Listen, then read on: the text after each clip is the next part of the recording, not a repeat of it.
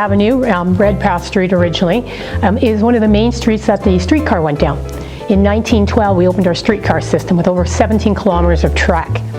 Now, they had this big idea in 1912. We were in that pre-war boom, and there was a 25,000 club that said Lethbridge is going to reach 25,000 people by 1910, 1912, 1914. Of course, we didn't reach that till after the Second World War, but they didn't know that, so they built things. We were having the Dry Farming Congress come. We did storm sewers, we did pavement, we did sidewalks, we built Henderson Park, and we put in the streetcar system.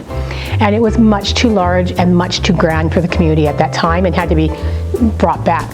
But it was amazingly useful for the working class of Lethbridge because finally they didn't have to walk to work, they could grab the streetcar. And it was cheap and easy to use. 5 cents would get you a ticket. As I said, you could get pretty much anywhere in Lethbridge. One of the things people might not realize, of course, is the wind blew over the streetcars every so often. And during the First World War, we actually had sheep out at Henderson Lake. That was our mowing system for the park because labor shortage during the war.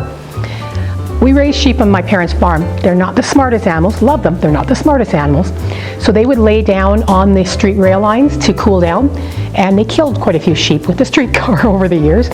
So there were problems, and a lot of times when the streetcars were trying to run in winter, they got stuck in the snow and had to be dug out by various people. So there was issues with them, but they were a major form of transportation in Lethbridge for 35 years.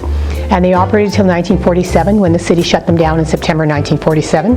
What we have discovered when we've been digging up Third Avenue is the old street rail lines. They were put in 1912, which means all of the storm systems, water system, sewer system below that is earlier than 1912. So that's one of the reasons that we have to get down through that. We're sitting in here in a building that is 102 years old. We're in the old Acadia block. All along this street we have old buildings. On 5th Street we have old buildings, which means we have the oldest infrastructure downtown as well. One of the things about replacing the infrastructure is going to keep these buildings living longer.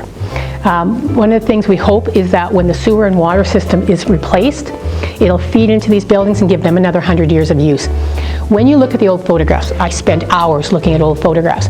One of the things that frustrates me is how wide the sidewalks used to be. We're trying to bring back patios in the downtown. We're trying to bring back pedestrian use in the downtown. We're trying to bring back that activity that people remember, but they only see it as there were lots of people on the street. They don't look at it from that infrastructure perspective. And the infrastructure then supported all those activities people wanted, and all of that was taken away and the space given to cars. This is one of those jobs that is returning some of that public infrastructure back to the people, and it will change this in a dramatic way. It will be much more the street it was when the streetcar used to run. Even though the streetcar won't be there, the feel of the street will go back to that, let's get out and walk, let's get out and shop and enjoy the downtown.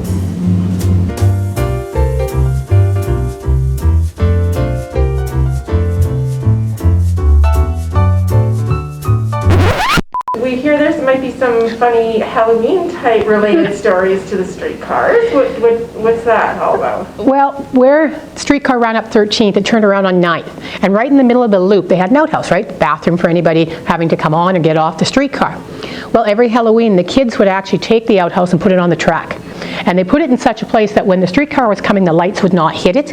And as it turned, it would pick up the outhouse and take it for a trip down the track for a ways. So as long as we don't have to worry about outhouse moving anymore, I think we're okay.